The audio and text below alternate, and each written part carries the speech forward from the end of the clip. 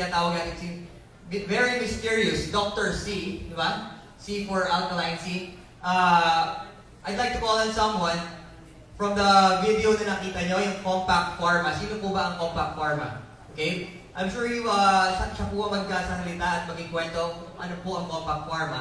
But on my point of view, we are very honored for a small company, M4.net, for a young, not a small company, but a young company, to be partnered with pharmaceutical as reputable as Compact Pharma. And this only means na ang M4.net po, ang vision is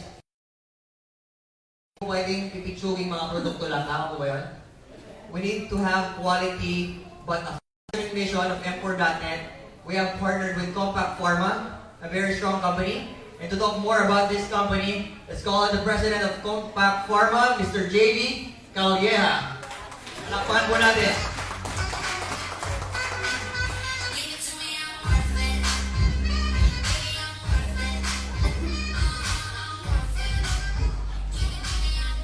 Hello, good morning. Well, kami po yung nasa video. Kung nagtatanong po kayo, sino po si Compact Pharmaceuticals or sabihin na lang natin po, Compact Pharma. Kami po ang proud manufacturer of 24 Alkaline C. Maraming salamat po. Ngayon po ang Compact Pharma ay kumpanya pong 40 years old na po siya. 40 anyos na po siya.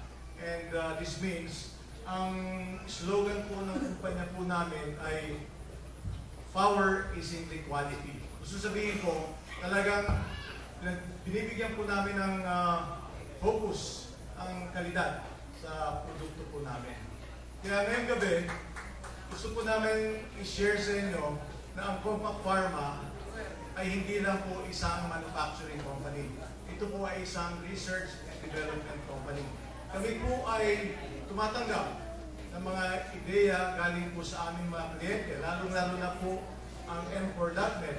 At ito po ay sinasabi po namin na 120% partnership. In other words, kami po ay solid ka-partner po ng M4.net. In fact, meron po kami 5 produkto na under research and development na bibigay po sa inyo, na ipapakilala po sa inyo ng M4.net sa susunod na mga panahon. Ito po ay darating po siguro bago mag-Christmas. Yes. Okay. Now, hindi lang po ang layunin po namin na hindi lang po sa research and development, hindi lang po manufacturing company, but gusto po rin namin na ipakilala sa inyo ang produkto namin. Kaya ngayong gabi, we are sponsoring si Dr. C na magsasalita po sa inyo upang ipakilalang lubos ang 24 Alkaline C sa inyo. Siya po ay si Dr. Erwin Espinosa. Graduate po siya ng UP Medicine, 79. Siya po ay former professor, lecturer at UP Medicine, UP Dentistry, UP Nursing, at saka UP Public Health. Siya din po ay former medical director ng maraming multinational company. Ito po ay yung Roncolan Philippines, and which is a multinational company that is known for producing yung kanilang popular product of Flagyl. Yung Eli Lilly Philippines, yung mga Ilosong. Boehringer Mannheim, which produces yung mga anti-diabetic preparations. Conol AG, Asia Pacific, at saka Mundi Pharma Philippines. Siya din po ay isang product developer. Siya po ay hindi lang po doktor, siya din po ay isang scientist. Siya po ay medical practitioner and he is a vitamin C advocate for best heart disease, infection, cancer, poisoning, etc. So without much further ado, I would like to give to you Dr. Erwin Espinosa.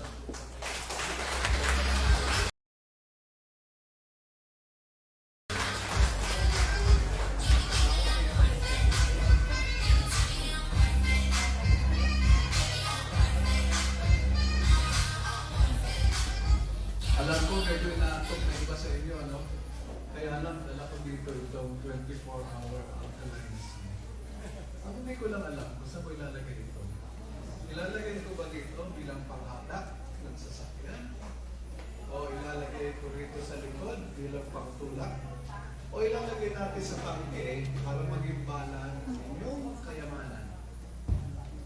I promise you, alkaline sea will work for you. So, pangako po yan. My second promise is, alam niyo may kasabihan, kung gusto ka nila, imbitahin ka nila. Kung kailangan ka nila, hahanapin ka nila. At ang gusto ko, pag natapos na po ako magsalita, kayo po ang hinahanap ng inyong mga kaibigan, kapitbahay, at sino mang hindi ninyo kilala, pero nadinig na, uy, ito magaling magpayo ukol sa sodium ascorbate, ukol sa vitamin C. So, this is my title. Yesterday, today, and tomorrow about sodium ascorbate, 24 alkaline C. Next slide, please.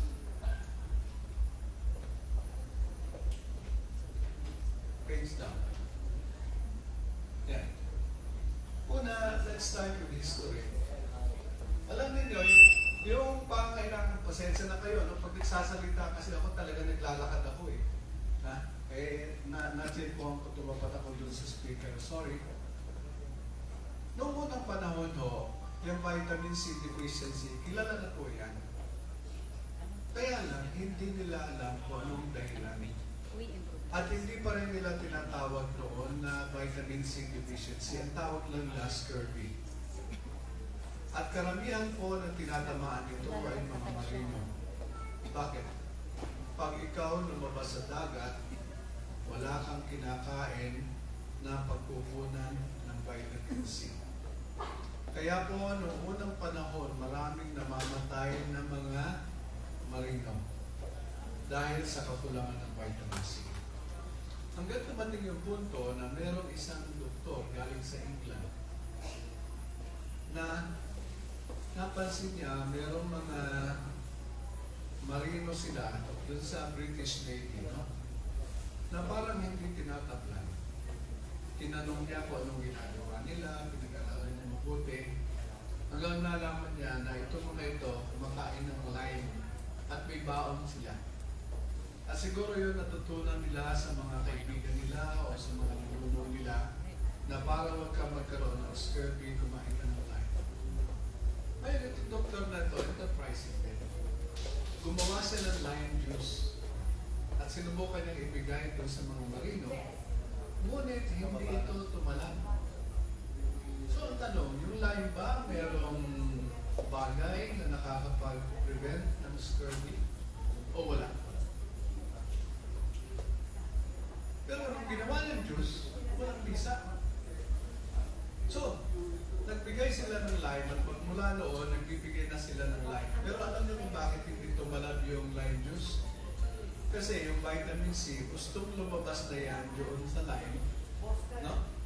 Pag ito nahanginan, naarawan, nainitan, wala na pong bisa yan. Kaya kung mapapansin ninyo, doon sa ating lalagyan, protect from heat, light, and moisture. Habang nalalagyan ninyo ng protection yan, from heat, light, and moisture, it will be effective. Kaya wag po ninyo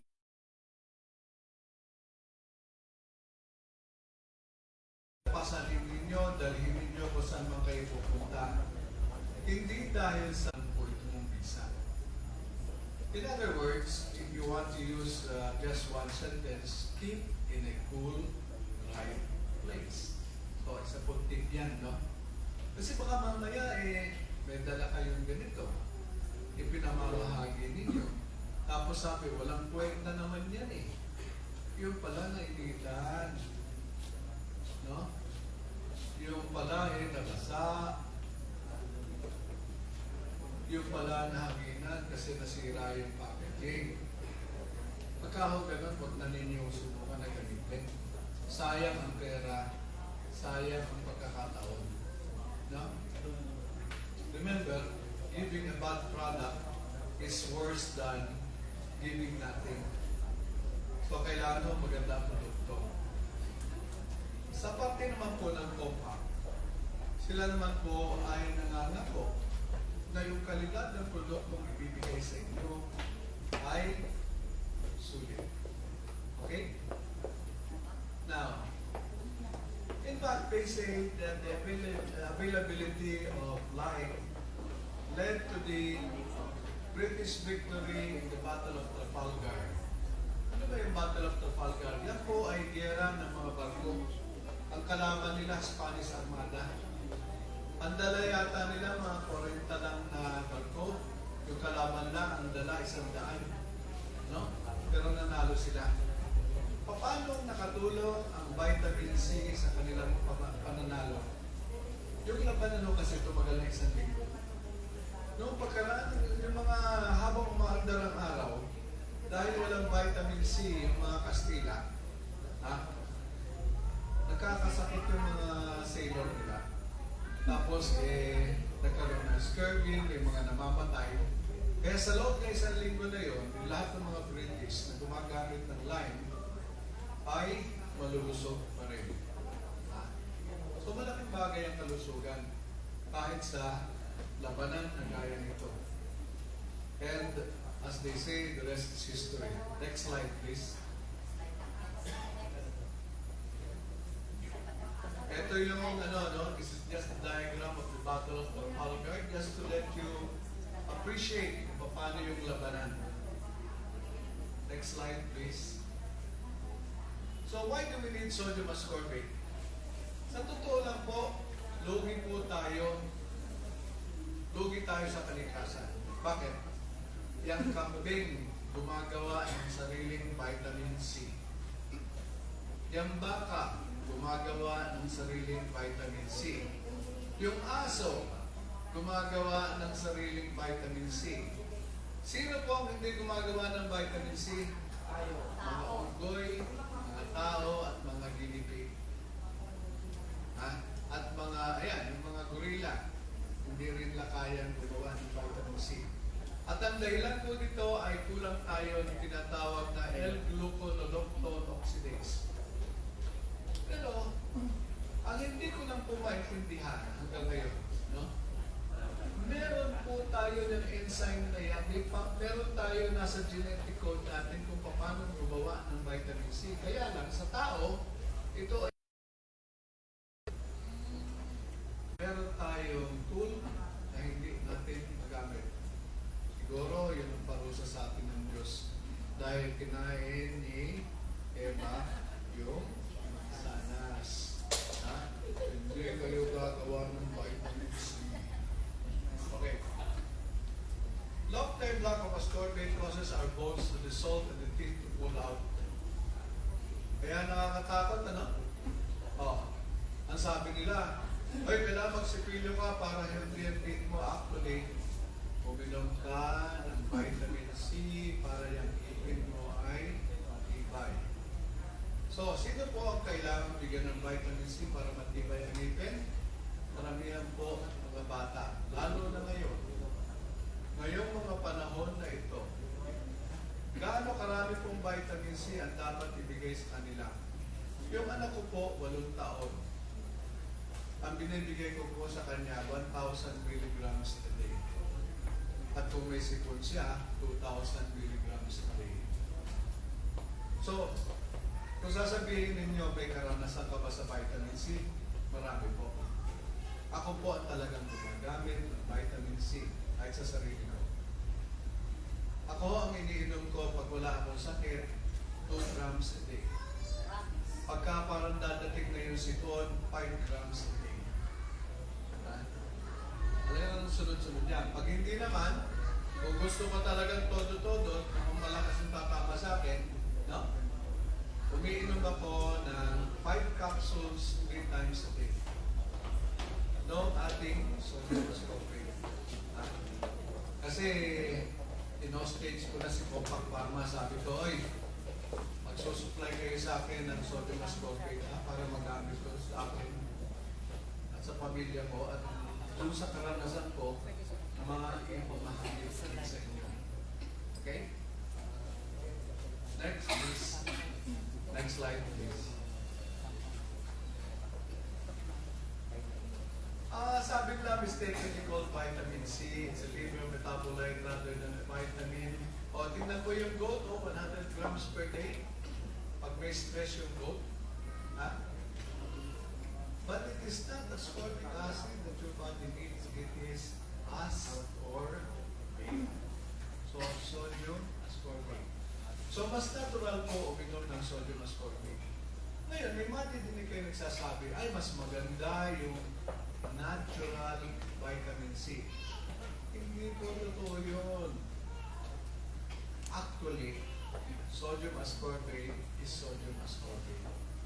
In other words, hindi ninyo kailangan magbayad ng limpak-limpak na salamin para makakuha ng benepisyo mula sa sodium ascorbate or sa vitamin C. Kailangan lang po ninyo gumamit ng vitamin C na garantisado ang kalidad. At ano po yun? Hindi natin siyempre.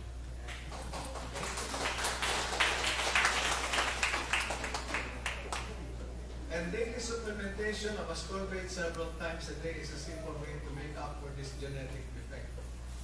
Okay? Next slide, please.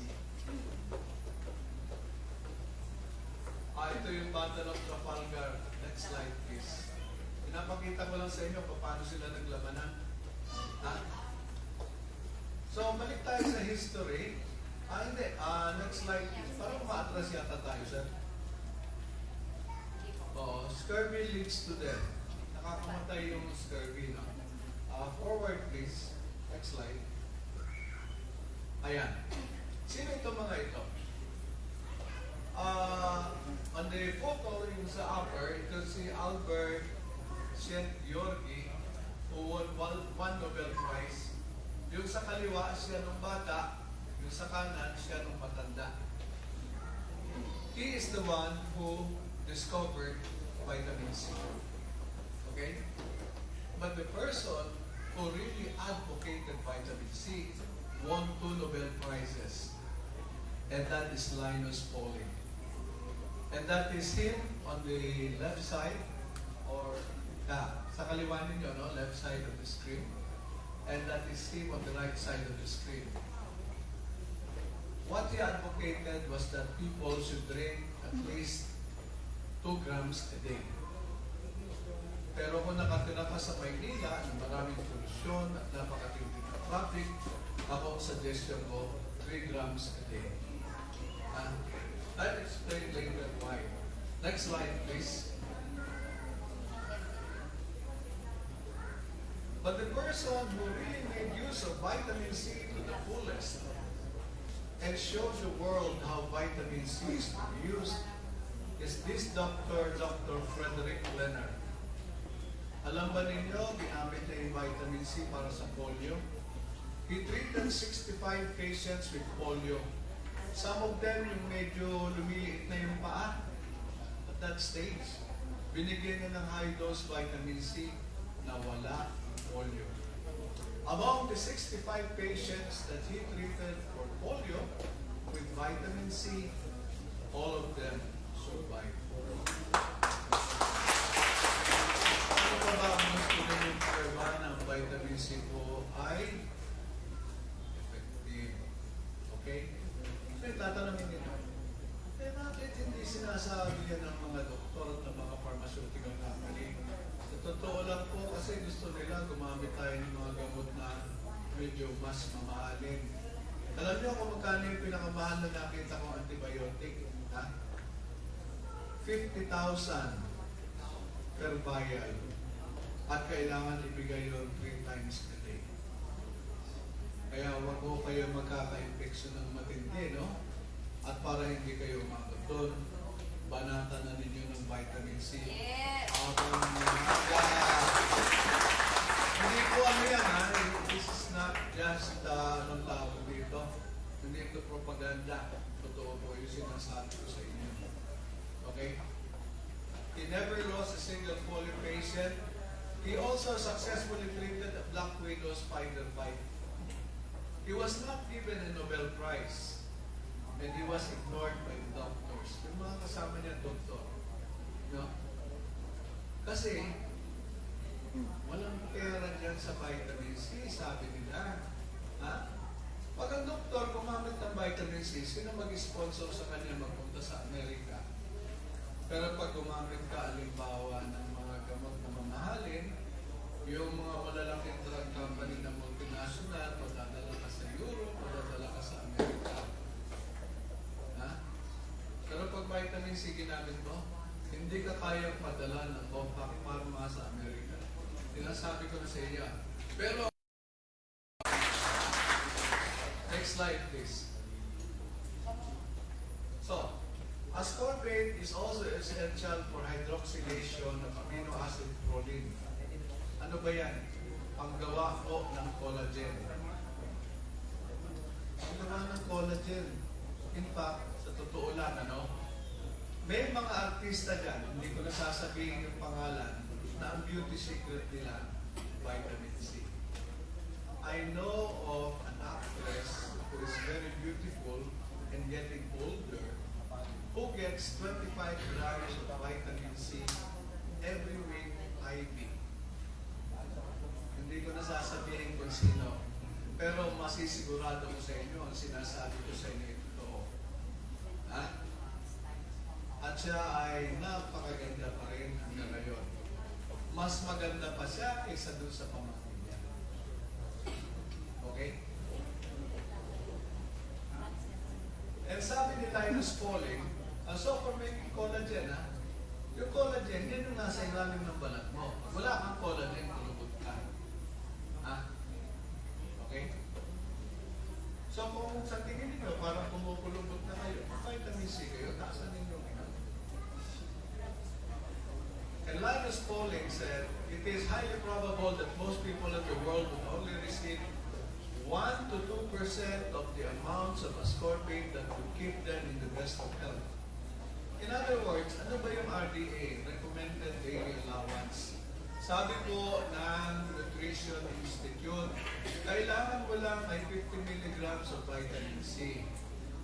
Totoo po yan, kailangan nyo ng 50 milligrams of vitamin C per day kung kayo ay buhay ng panahon ng mga 1910, 1915, 1920. In other words, dito sa bagong mundo natin na napakaraming polusyon, napakaraming artificial na pagkain na nakakasira ng katawan, napakaraming stress, mas kailangan nyo mas maraming vitamin C. Okay, next slide please. Ayan, sabi ni Dr. Irwin Stone, received many awards, this paper has considerable ayan. Ito yung tungkol kay Dr. Irwin Stone lang. Next slide please. Kaya ako medyo binibilisan kasi alam ko medyo gutom na rin kayo. Sabi nila, because of the full and inadequate correction, merong mga sakit na may link at kakulungan ng vitamin C at ang isa dito ay cancer. Alam ba ninyo, ako po ay may karanasan na gumamot ng pasyente na may cancer na stage 4. Ang ginamit ko lang po sa kanya ay vitamin C. Ang dose po niya, maniwala kayo hindi, 100,000 milligrams in one go. At yan ay 2 beses na ito. Nawala po ang cancer. Sumagot. So, totoo po yung sinasabi nila that vitamin C can cure cancer. Kaya lang, huwag ninyong hintayin ang umabot kayo doon. Bago pa lang magsimula ang cancer, banatan na ninyo ng vitamin C para hindi kayo magka-cancer. Okay? Next slide, please. Ayan, sinasabi nga nila, no? This doctor has more experience than I do. Sabi niya, 150 grams per day, healing all kinds of degenerative disease. Ano ba yung healing all kinds of chronic degenerative disease? Kasama na po dyan ang lupus. Kasama na po dyan ang psoriasis. Kasama po dyan ang allergy. Kasama po dyan ang hika. Ha? Hika. Okay? At kasama dyan yung, well, sabihin natin, sakit sa puso. Ako po, meron po akong pruweba. May pasyente ako na piloto, 65 years old. Nung dumaan siya roon sa testing, ng kaap, hindi siya bumasa. So, pinadala siya sa akin ng boss. Sabi, maaayos mo ba itong piloto ko? Kasi magaling siyang piloto.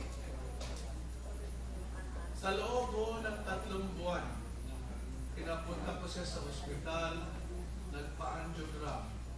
Wala na pong bara yung puso niya. Ano po ang ginamit ko? Sodium ascorbate. Ha? At yung piloto na yan, buhay. Hanggang ngayon, lumilipad pa rin. At pwede ninyong tuosan. So, ito walang bulahan to, no? I'm talking from clinical experience. Next slide, please. Vitamin C in practice. O, ito na yung mga experience ko. Ay, yung suggestion ko sa inyo. Ha? It's important for the developing fetus. Bakit? Yung vitamin C doon sa baby, habang nasa sinapupunan, ay 2 times that of the mother. Isang kukuha ng vitamin C yung lumalaking sanggol sa sinapupunan. Siyempre sa nanay. O si nanay sa kukuha. Kukuha siya ng vitamin C sa inyo. So, kung may kaibigan kayong buntis, you're doing them a favor by supplying them with vitamin C. Dagdag na yung inyong mga pwedeng bigyan. Yun din, nagpapa-pwede na nanay. Mataas po ang requirement ng vitamin C.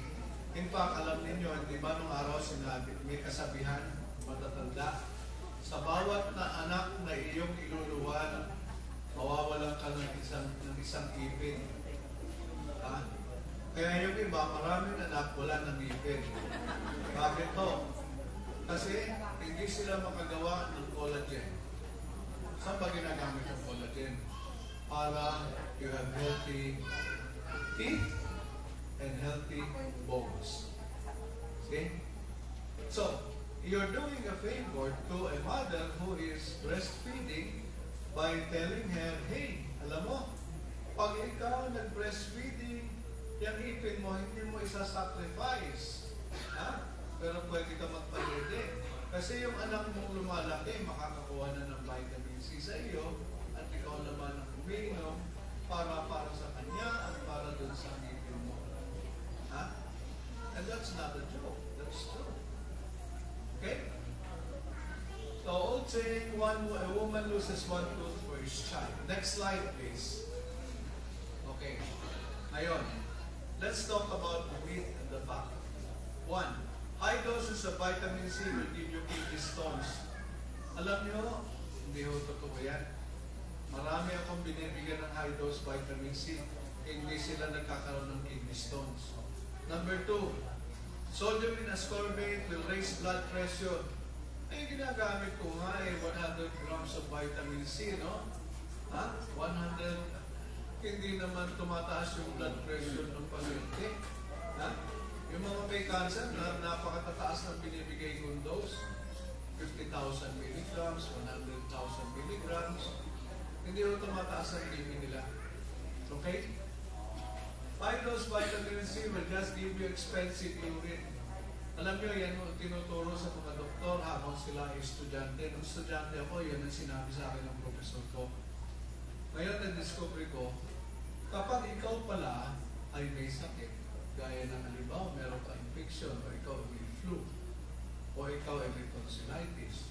Kahit na ang dahilan nito ay bacteria o virus, ginagamit ng katawan mo yung vitamin C, kaya mas malakas bumaba ang vitamin C sa katawan mo pag may sakit ka. Kaya lahat dapat ng pasyente na may sakit, umiinom ng vitamin C kasi ito ay nagagamit ng mabilis ng kanilang katawan. Meron po isang doktor na ginawa yan, nag-eksperimento siya sa sarili niya. Kasi it so happens, doon sa Amerika, pwede ka mag-request ng laboratory test na blood level of vitamin C. Dito, kung gusto nyo pagawa yan, mahal. Kaya ako, kahit na yung pasyente ko may pera, hindi ko nire-request yan. No? Kasi nga, napakamahal.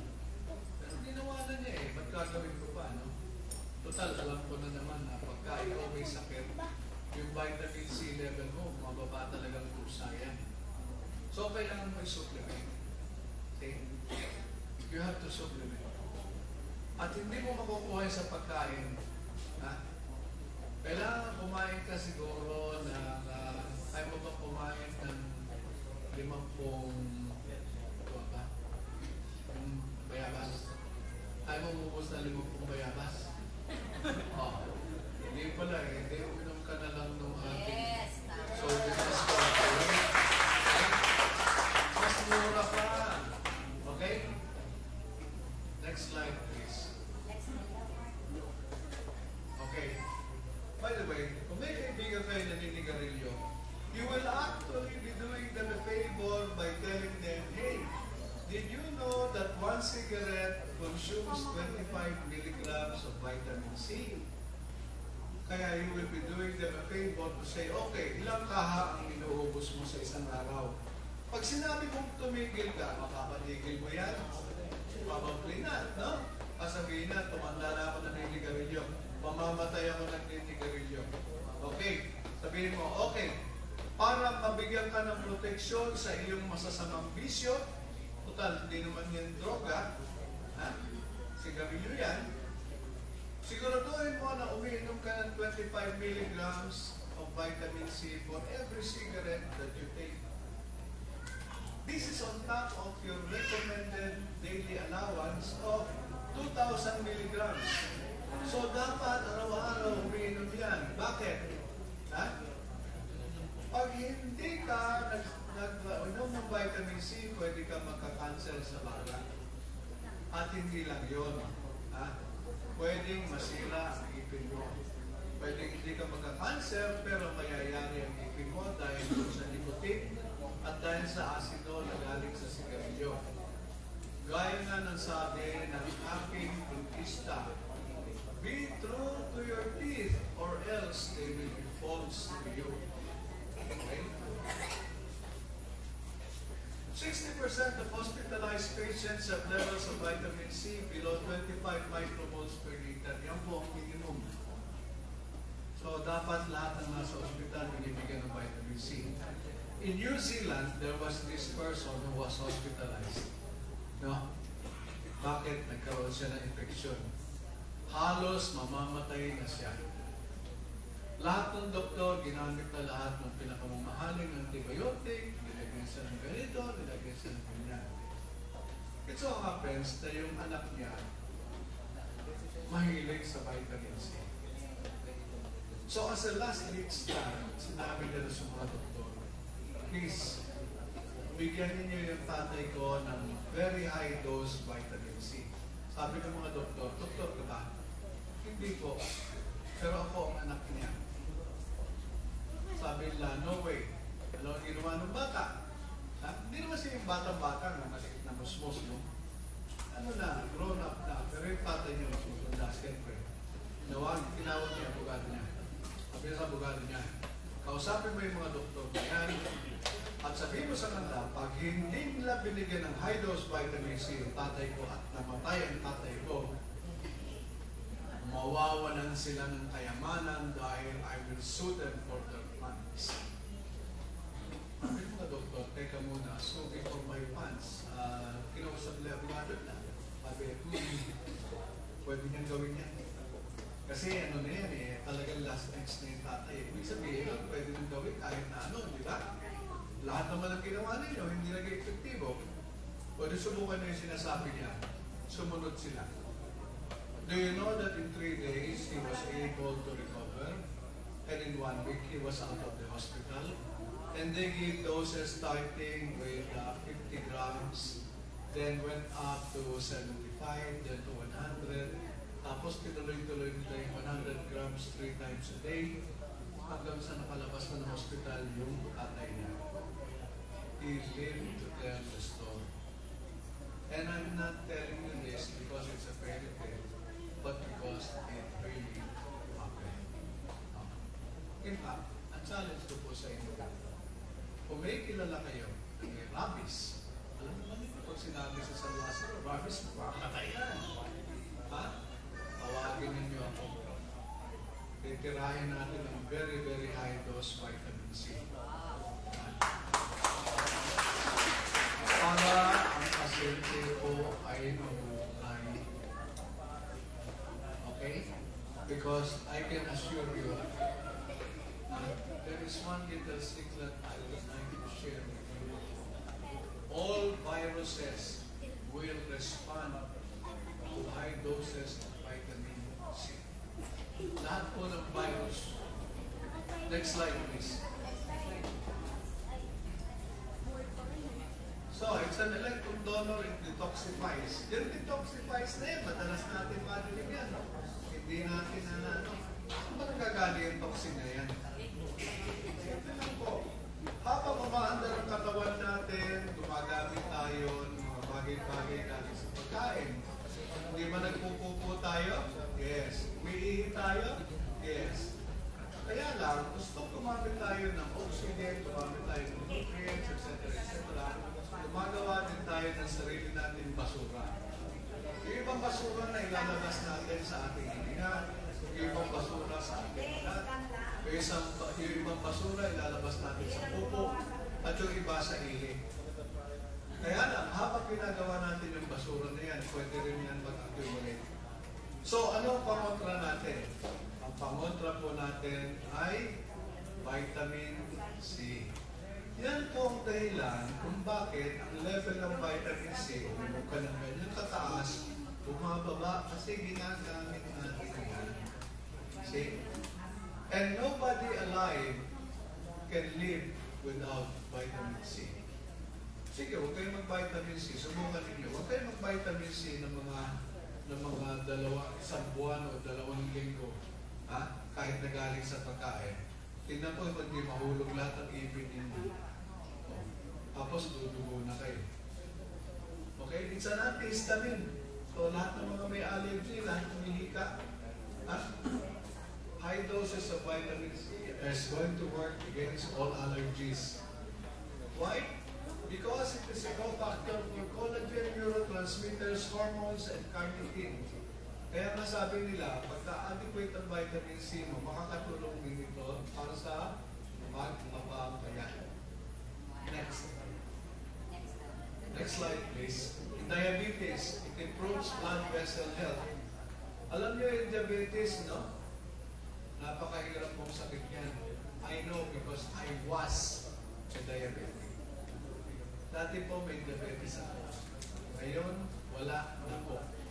Meron pa ako ibang ginawa. Pero kasama dun sa mga ginawa ko ay pag-inom ng mataas na dose ng vitamin C. So kung meron sa inyo dyan may diabetes, I can assure you, kaya natin na-treatment. Okay?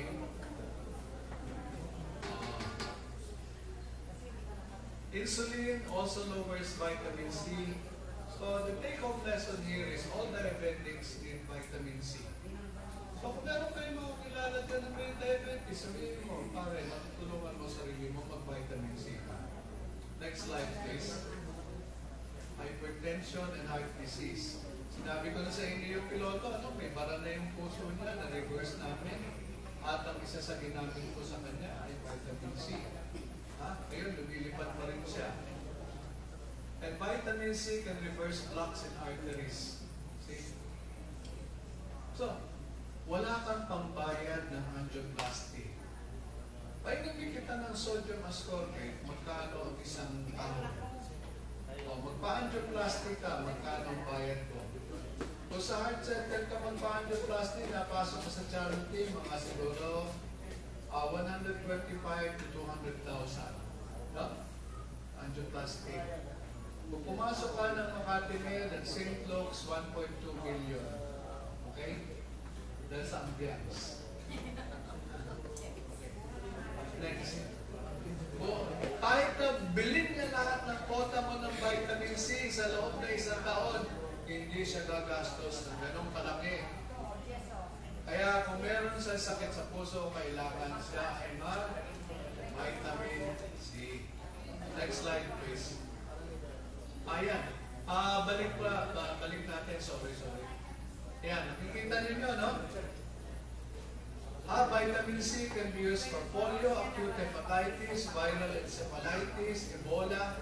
Alam ba ninyo nung nagkaroon ng Ebola epidemic, ang hindi nabasa ng mga tao ay yung ibang nagkaroon ng Ebola kaya nabuhay, hindi dahil binigyan sila ng sophisticated ng mga vaccine. Nabuhay sila kasi yung doktor nila binigyan sila ng high dose vitamin C. Okay? Alam niyo yung Ebola, pag nagkaroon kayo niyan, meron tinatawag yan ng 90% mortality rate. In other words, kung 10 kayong tinamaan ng Ebola, siyam sa inyo mamamatay, isa lang ang maiiwan buhay. Okay? It's also used in sepsis, tuberculosis. May kilala kayong mahina ang bata, may tuberculosis. Bukod sa gamot na iniinom nila para sa TB, kailangan uminom sila ng vitamin C. Hindi po biro yan. Ito po yan. Tetanus. O may na-tetano. Walang pambili ng gamot na mamahalin. Tirahin natin ang high dose vitamin C. No?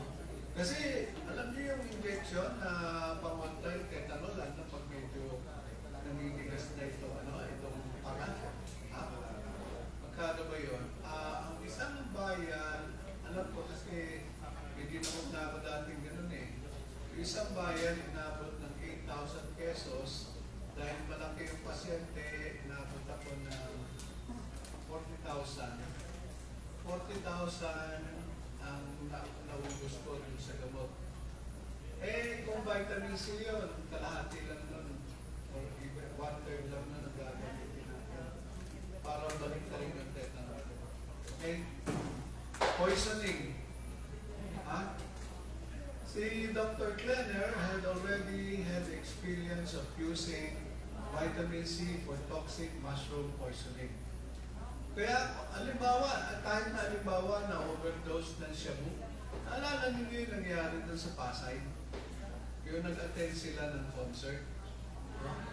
Ikinikwento ko lang sa inyo kasi ako'y nag-iinayang na yung mga pasyente, yung mga batang yun, yung nalason sila ng kung ano man yung ininom nila, ay hindi nabigyan ng high dose vitamin C. But I can guarantee you kung nabigyan sila ng high dose vitamin C, buhay pa sila ngayon. Next slide, please. Ginagamit din ng vitamin C for making sausages. Kaya kung kayo mahilig kayo gumawa ng mga German sausages, mga ganyan-ganyan, ilalagay niya ng vitamin C, no? At least sa Europe at sa US, para hindi tumubo yung mga mikrobyo. So as you can see, vitamin C is used to kill bacteria. Okay. Next slide, please. So how much vitamin C do you get per intake? If you take like 100 milligram dose, you get 80%. If you have 200 milligram dose, you get 72%. If you take a 500 milligram dose, you get 53%. And if you take 1,250 milligram dose, you get 46%. Ayan, as you can see, the absolute value of how much vitamin C absorbed is also increasing. Mababa yung porsyento ng papasok sa katawan mo. Pero tumataas yung total amount of vitamin C. So, anong magandang strategy? Mababa, pero madalas. Okay? So, if I say, okay, minom ka na lang ng 2 capsules ng sodium ascorbate, but take it every 2 hours. Tingnan ko kung hindi mawala yung sipon mo. Like, oh, but, yes?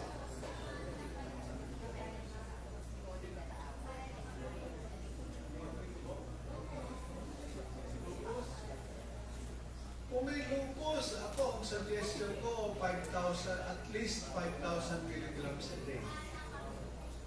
Ang 5,000 milligrams, dahil ang isang capsule is 500, ang 1,000, dalawa, so 5,000, 10. Yes, 10. Pero divide in doses para mas epektibo. Pero makakatulong po yun. Makakatulong yun. Huwag lang isasabay dun sa gamot na pang-lupus.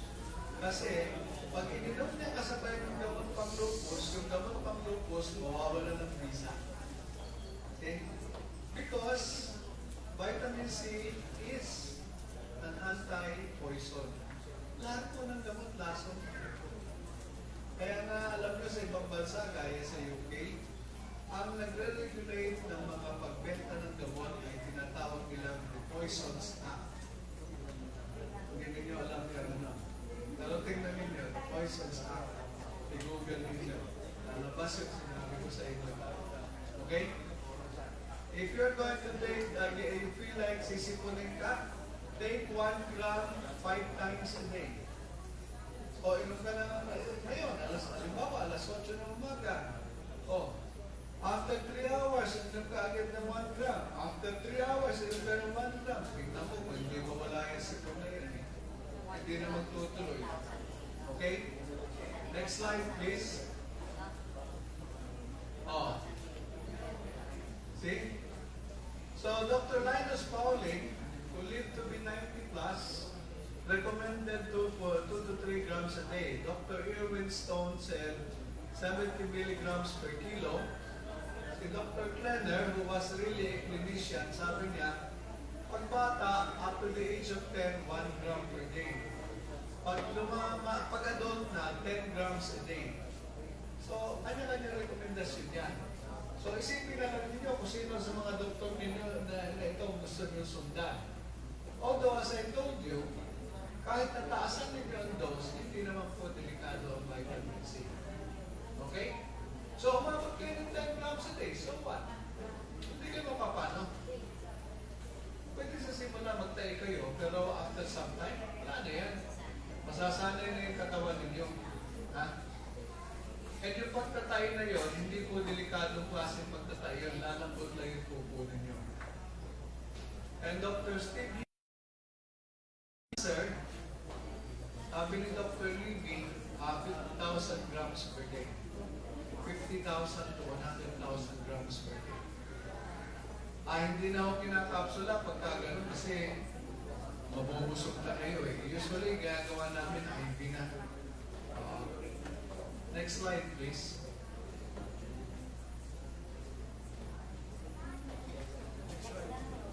Ay, nawala yung ating operator. Okay. Yun.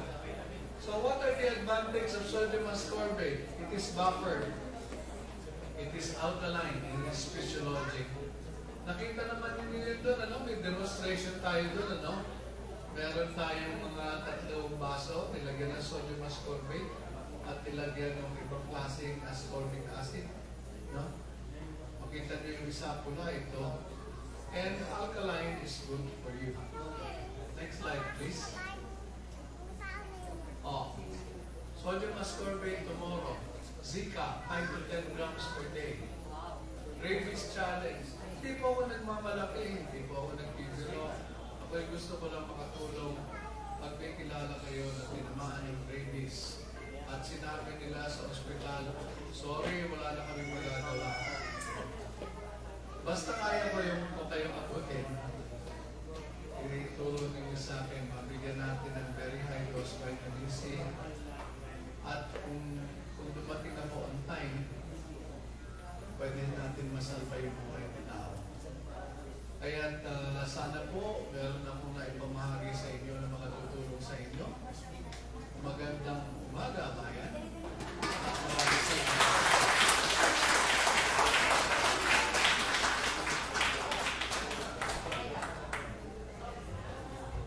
Hello? May mga nagtatanong daw po. No? Ay, sure. No problem. Ating na lang po dito maraming mga Sige po. Yes, sir. Ay. Malapit na lang daw po sa mic kasi nire-record yata nila eh. Oo, kasi para pagka yung kapulilyaso, sasabihin na, ito yung sinabi ng doktor na nagsalita eh, oh. Kasalanan nyo yan. Oh, yes, ma'am. Saan? Sa bato. Kidney stones. Anong klaseng kidney stones? Nakita ba ninyo uric acid ba o ano? Ano? Gallbladder stones. Okay, ang suggestion ko po up to about 5 grams a day. Pero bibigyan ko ho kayo ng tip. Kumain kayo ng maraming taba. Kaya kayo nagkakaroon ng bato sa loob. Dahil kumakain kayo lagi ng matatamis. Ang taba po ang makakapagpatunaw ng gallstones. Taba ng baboy, pero kailangan halal din. Taba ng baka, taba ng lamb. Ha?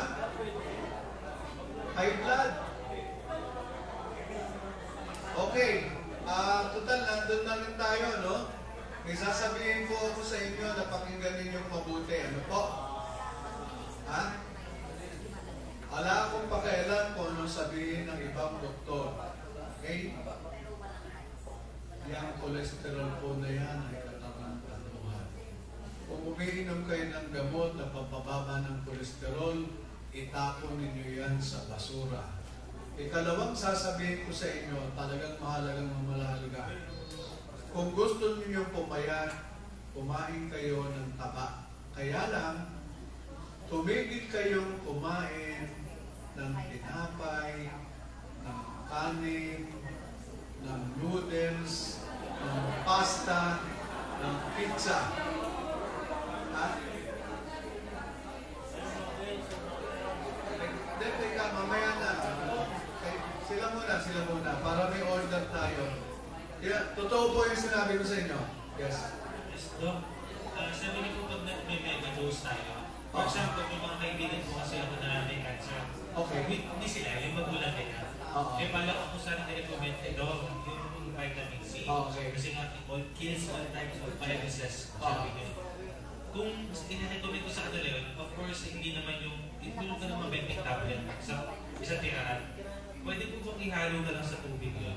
Pwede. Sa kanila naman, para hindi naman yung solid masyado. Buksan niyo yung kapsula, tapos ihulog niyo lahat ng ano doon sa tubig. So, Kaya lang, pagkahalo, kailangan inumin agad.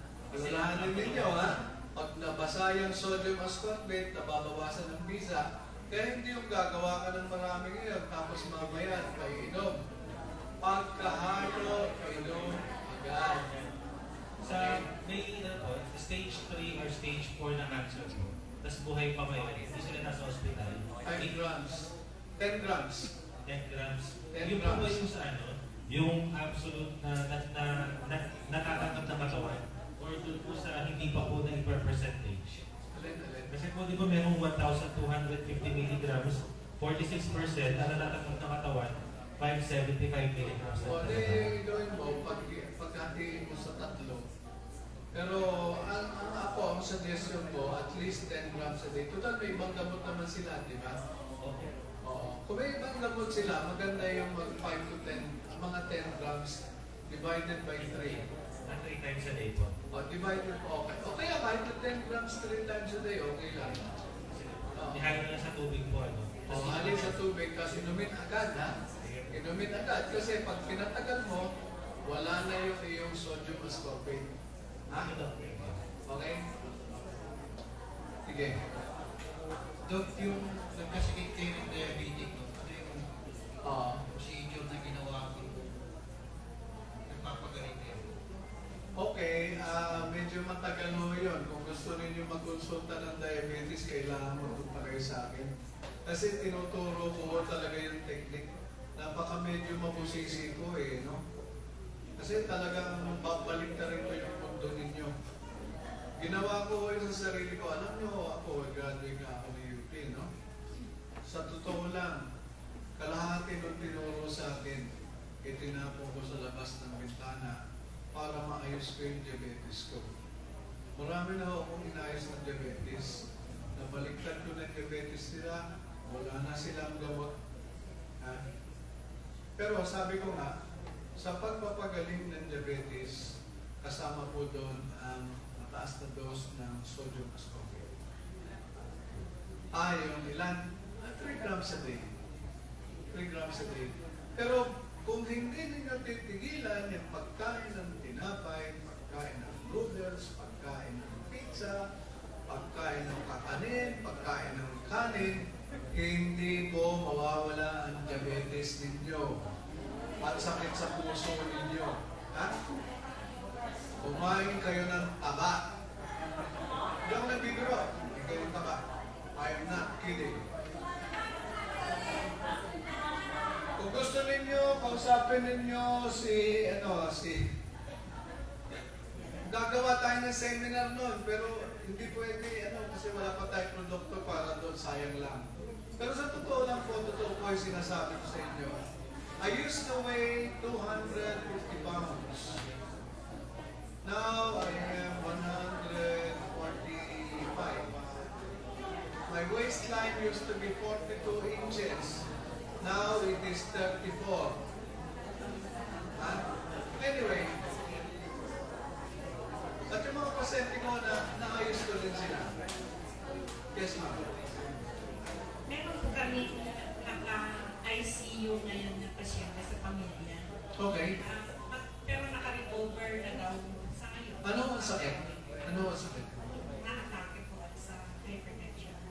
Na-atake sa So, hypertension. ngayon naka-NGT pa rin. So, I give it po. Bigyan nyo ko ng at least, bigyan niyo ng 2 capsules 4 times a day. Padaanin na nyo sa NGT. Pwede naman sa NGT. Oo, gusto niyo yung capsule, ha? Oo. Patakot na lang po. Doon na lang. Wala tayong magagawa eh. Saka hindi naman siya pwedeng lumunan. Baka mabilaupan yun. Kapatay ko niya eh. Oo. So, patakot sa doctors. Yes, sometimes, oo. Alam niyo, minsan sa totoo lang, minsan nagigirila ako sa mga hospital eh. At saka ako, wala akong hospital. Pasyente sa bahay ko ginagawa. Anyway. Maybe know where your clinic is. Maniwala kayo hindi, ang kliniko nandiyan sa Starbucks. Alam niyo kung bakit? Kasi hindi naman ako yung maraming gadget eh. Itinuturo ko sa inyo yung pamamakaan kung paano yung aalagaan yung sarili ninyo. See? Kaya nga ako pumunta yung pasyente kasi kung magaling na, nawawala na yung pasyente eh. Babalik na naman pagka nag-trouble na kasi hindi na naman sumusunod. Tigas ang mga ulo. So, no specific place for us to see you? No, you can contact them through Kakaroon po tayo ng we will be announcing, Dr. Amoy might be having a consultation day dito po sa M4, regular po. Oh, yeah. MCore.net said that they can provide, no? They will provide the time and the place. Ano po? Okay? Kayo po. Question po, sir. Yes, ma'am. May hypothyroidism po. Ilang milligrams po ang dapat hindi. The usual lang yung hypothyroidism. Kaya lang, bakit kayo nag-hypothyroid? Hindi kayo kumakain ng iodine? O ano? Pero kailangan uminom din kayo ng entroxin. Hindi ho gamot sa hypothyroidism ang vitamin C. Ang vitamin C, pang-tulong. Pero pwede rin. Pwede rin. Kasi sabi ko nga, pag may sakit kayo, mataas ang requirement for vitamin C. Uminom pa rin kayo ng entroxin. Okay. Pero malaking nagtutulong sa inyo ng vitamin C. Yes.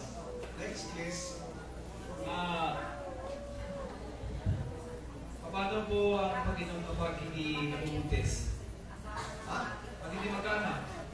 Hindi magkaanak. Ang fertility po, pwede po ba sa vitamin C? Makakatulong, kaya lang hindi ko magagarantihan sa iyo kasi kailangan malaman mo ang dahilan. Although sabihin ko naman sa iyo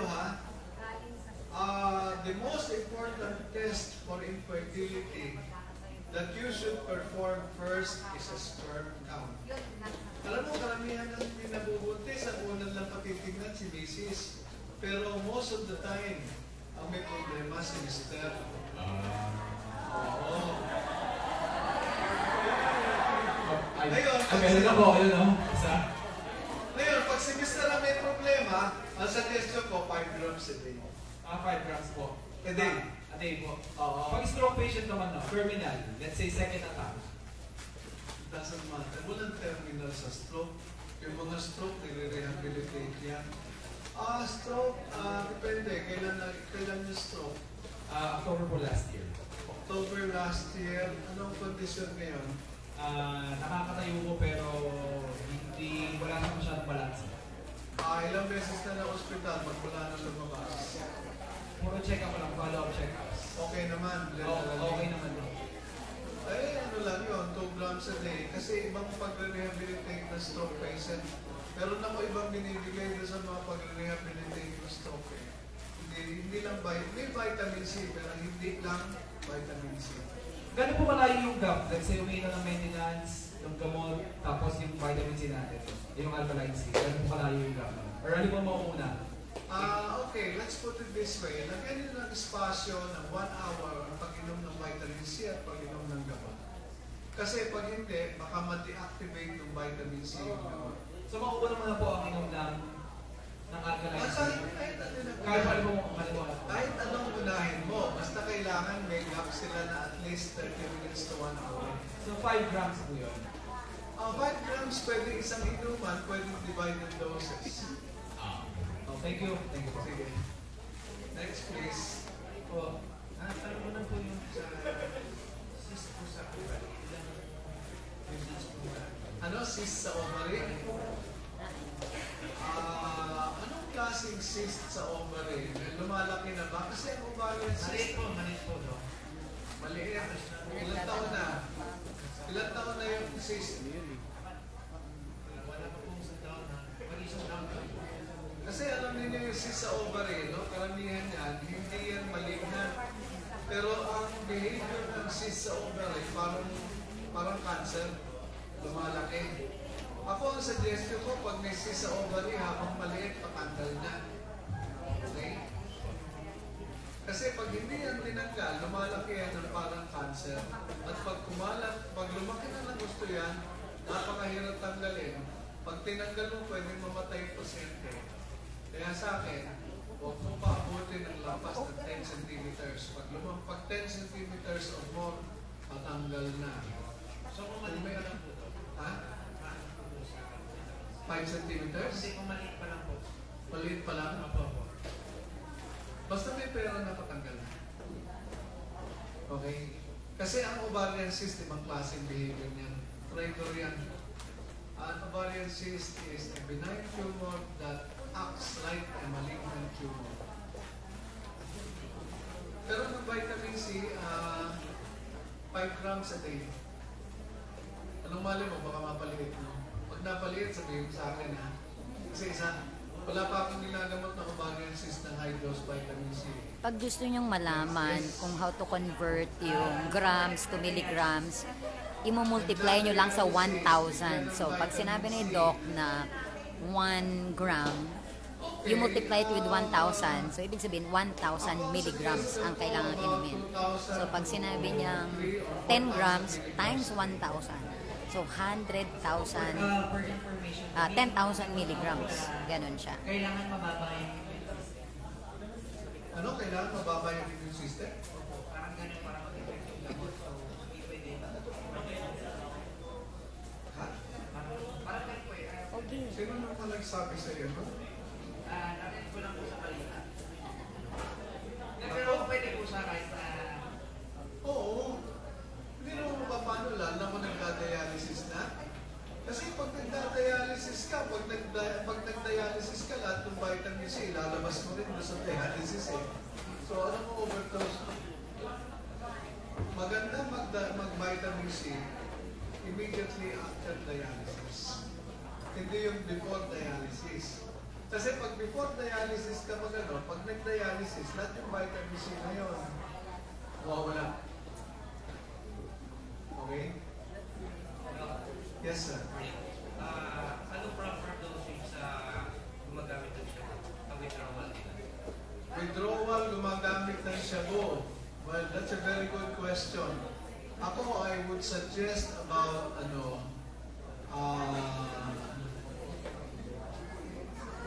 5 to 10 grams a day in divided doses. So, sabihin natin, 2 grams sa umaga, 2 grams sa tanghali, 2 grams sa hapon, 2 grams sa gabi. Pagka meron kong naayos ng ganyan, sabihin ko sa iyo, lahat ng Shabu Rehabilitation Center kukuha sa iyo. Ayaw ba ninyo yan? Kaya lalo na dyan sa Oplan Tokhang, ang dami na nalalambat, di ba? Oh. Yes. Dosage, okay lang ba? Kasi ang alam ko, sodium ay contains ng salt. Kasi Oh, tataas ang blood pressure. one for the For the kidney? Hindi ho. Hindi kayo mapapaano yan. Oh, by the way, let me tell you another thing that has been floating around and that is also a myth. Salt and eating salt will not raise your blood pressure. Your blood pressure goes up for other reasons, but it is not because of eating salt. Alam niyo, marami ko sasabihin sa inyo na hindi baliktad sa sasabihin sa inyo ng doktor. Yes. Kapag po pwede related sa question pa rin na nabigay na about sa girl na hindi mabuntis. Ano hindi mabuntis? Patay po yung excess. Excess na. Excess po ng babae. May Excel sa babae. detected po na marami siyang patay na excess. Marami siyang patay na Excel. Tapos nalagyan po siya every 2 months. Hindi po siya sila sa menstruation. Alam mo, pagka ganyan, kailangan makita ko yung record, hindi kita masasagot ko basta-basta. Kasi baka mamaya, tira tayo ng tira. Yung pala, yung pagtira natin, ibang direksyon. I'm so sorry. But if I see the record, I can make a recommendation. Kasi pagka ganyan, medyo complicated na yan eh. Hindi naman ako magician eh. Doktor lang ako. Last question. Yes. Questions ko ano po yung proper dosage pagka due for angioplasty yung pasyente? Okay. Yung malapit na angioplasty, ito ang have to warn you this, no? Kung malapit na mag-angioplasty at talagang baradong-barado na, ibig sabihin, hindi na kaya maglakad na magmula dito hanggang sa pinto ng hindi hinihingan, kailangan doon double time. Bukod sa ascorbic, sa sodium ascorbate, may dinadagdag ako na 2 bagay. Okay? So pagka ganun, kailangan padala ninyo sa akin yung pasyente. Kasi hindi naman dala ng MCOR yung iba yung 2 dala ko sinasabi ko eh. Okay? Pero kailangan mabigyan ng kung gusto nyo mabilisan. Although I can assure you that it will work. At pwede pa rin siya natakihin kahit kung tumitira siya noon. Kasi depende sa barayan eh. Pero kung tumagal siya ng 1 buwan, doon sa paggagamot natin ng sodium ascorbate high dose at hindi siya inatake, ay malamang magtuloy-tuloy na yan. Yung sa akin, pinatuloy ko na 1 taon na. Okay pa rin yung pasyente. So 5 grams a day. Ayan, a single day. One more thing po. Yung daughter ko is 14 years old. Yun na po yung business. Pero she's 5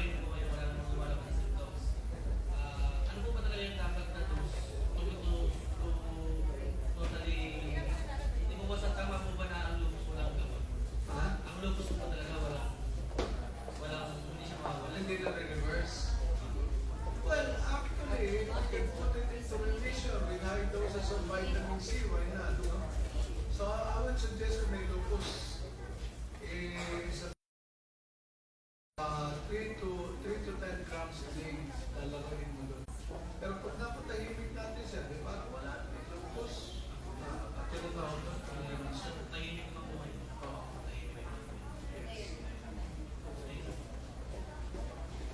Last question. Good evening, Doc. Yes. Nakalagay kasi dito sa box, precaution, sodium ascorbate, acid should be given with the care for patients with hyperoxaluria. Hyper?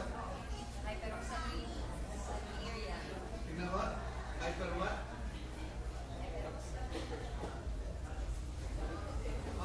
Oxaluria. Yung mataas ang oxalate sa sa ihi. Ngayon, para malaman mo kung may oxalate ka sa ihi, di ba pa urinalysis ka, kano ba bayaran mo? Mga 150 pesos? Napakamurang test So, pa-examine mo muna ng ihi. O kaya, yung bibigyan ko, pa-examine mo ng ihi. May oxalate ka ba sa ihi? Wala. O sige, tira. Napakasimple ng ha? Oo. Kayo po. Ako ng clonazepam, Rivotril. Ilang kung ano pamamalito, ilang ascorbic. Mahilig kayo uminom ng clonazepam.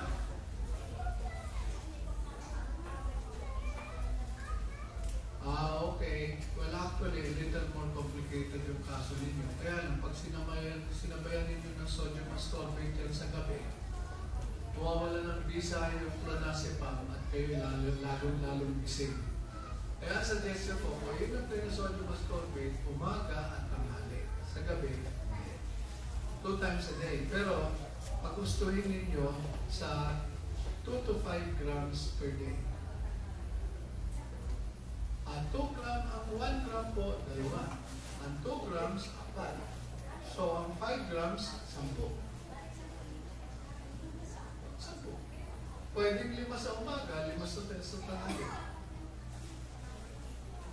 Kung ayaw ninyo uminom, tigil ninyo. Ako, ang suggestion ko, kumain kayo ng taba. Alam nyo, actually, sa totoo lang, akala lang natin yung mga gamot na yan, kailangan natin. Hindi, alam nyo kasi, hindi naman sa pagmamalaki. Ang style ko, dadating sa akin ang pasyente ang ininom 2 gamot. Gusto ko, pag natapos kami ng gamutan, 1 o 2 na lang iniinom nila. Kasi hindi naman ako nagdodoktor para payamanan yung mga pharmaceutical company. Nagdodoktor ako para yung pasyente maayos, di ba? Oo. Para makamenos. Nagpunta ka pa sa doktor kung dobre-dobre. Saka wala ka. Totoo po yan, kumain kayo ng taba. Kung gusto ninyo, pakikita ko sa iyo yung litrato ng mga kinakain ko Nervising kayo, kinakain ko, luminisang vegan, walang kanin Kumakain ako na crispy pata, walang kanin. Kumakain ako ng karinore, walang kanin. Kumakain ako ng maraming taba na steak, walang patatas. Bawal ba pala patatas? Huwag kayo kumain patatas, masama yun. Siyempre, walang lasa ang manok pag tinanggal mo yung balat, no? Yes, ma'am. Huwag kayo kumain ng kanin, lahat ng refined carbs, tanggalin ninyo. Mawawala kayo ng sakit. Guaranteed yan. Pressure, blood pressure. Bali ang first attack ko, December 27, 2007. Umabot ako ng 260 over 140. Sige. Buti buhay ka pa. Tapos, the next year, January 15, 2018, 200 over 140. Ngayon, ang sabi lang niya kasi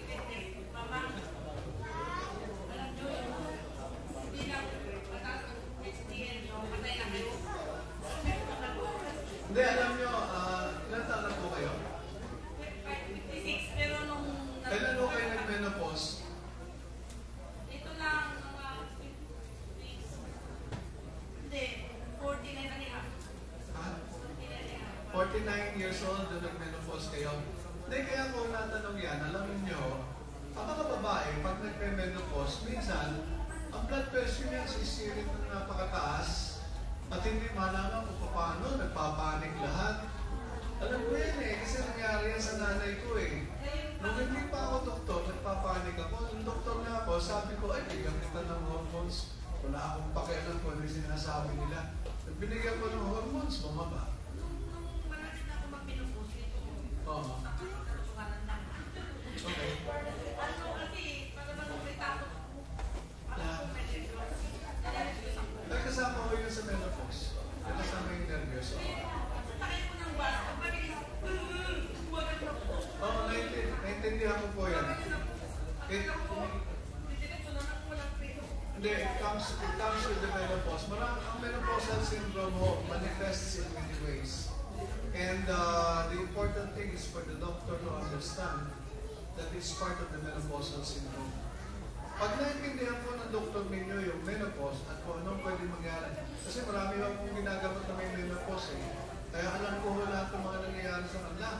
Yung meron yung pinagpapawisan sila eh, pag-gising na parang isang buong tuwalya kaya nilang basain doon sa ano, nagpapalit sila ng bedsheet dahil basa-basa ng pawis. Oh.